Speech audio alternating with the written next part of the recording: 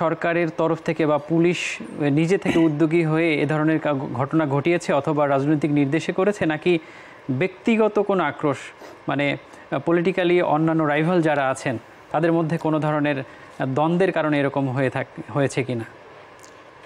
আসলে আমরা যারা ক্রাইম অ্যানালিস্ট তাদের সাথে কথা বলেছি যে এই ধরনের ঘটনাগুলো আসলে কেন ঘটে। ক্রাইম অ্যানালিস্টদের যে পর্যবেক্ষণ, সেখানে তারা বলেছেন যে বিভিন্ন সময় যারা অপোজিশনে থাকে সরকারি দলগুলো তাদেরকে বিভিন্নভাবে দমন পীড়ন করার চেষ্টা করে। আগে হচ্ছে যে মেনলি মিথ্যা মামলা কিংবা হামলা এইসব এর মাধ্যমে তাদেরকে দমিয়ে রাখার চেষ্টা করা হতো। কিন্তু 2008 সালে যখন আওয়ামী লীগ ক্ষমতা আসলেন, তারপর থেকে দমন পীড়নের যে ওয়ে সেটা চেঞ্জ হয়ে যায়। এটার মধ্যে অন্যতম যুক্ত হয় গুম এবং ক্রসফায়ার। বিশেষজ্ঞরা মনে করেন যে এই 8 সালে আওয়ামী লীগ ক্ষমতায় আসার পরে বিরোধীদের দমন পীড়নের জন্য বিশেষ করে গুম এবং ক্রসফায়ারকে এক ধরনের হাতিয়ার হিসেবে ব্যবহার করা হয়েছে। এটা কি সরকারের স্বৈরাচারী একটা যে নেচার, সেটার কারণে? পৃথিবীর আমরা অনেক দেশে এরকম স্বৈরাচারী শাসন আমলে দেখেছি, এরকম হত্যাকাণ্ডের নজির কিন্তু পৃথিবীর ইতিহাসে আছে। পৃথিবীর অনেক দেশে এটা হয়েছে। আমরা খুবই একটা প্রমিনেন্ট এক্সাম্পল যদি দিই, সেটা হচ্ছে সৌদি আরবের ক্ষেত্রে সাংবাদিক জামাল খাশোগজি হত্যাকাণ্ডের যে ঘটনাটা খুব আলোচনায় এসেছিল সারা পৃথিবীতে।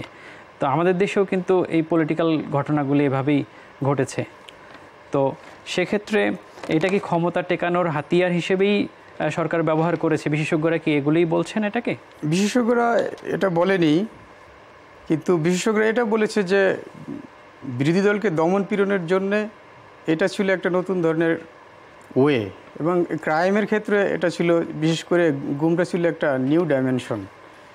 এটা ক্ষমতা টিকে থাকার জন্য বা অন্য কোনো কারণে করেছি কিনা সেটা আমরা যেই এক্সপার্টদের সাথে কথা বলেছি সেটা তারা বলেনি। আচ্ছা, তো এগুলোর ক্ষেত্রে প্রত্যেকটা দেশের আইন আছে, একটা সংবিধান আছে, একটা নিয়ম আছে, আন্তর্জাতিকভাবেও অনেক আমাদের রুলস আছে। তো এই ক্ষেত্রে রাজনৈতিক দলগুলি আমরা দেখেছি তারা প্রতিবাদ করেছে, নানাভাবে কথা বলার চেষ্টা করেছে, বিরোধী পথগুলোকে সাপ্রেস করেই রাখা হয়েছিল। কিন্তু এরপরেও আদালতে যাওয়া বা মামলা করার ক্ষেত্রে তারা আইনি সুবিধাগুলি পেয়েছে কিনা, তারা চেষ্টা করেছে কিনা? যারা ভুক্তভোগী পরিবারের সদস্যদের বক্তব্য অনুযায়ী তারা অনেক ক্ষেত্রে মামলা করার জন্য চেষ্টা করেছিল, প্রথমত থানায়। কিন্তু থানা পুলিশ তাদের মামলা অনেক ক্ষেত্রেই গ্রহণ করেনি। কোর্টে অনেক সময় তারা মামলা করার চেষ্টা করেছে, কোর্ট অনেক সময় মামলা রিসিভ করেছে, আবার অনেক সময় করেনি।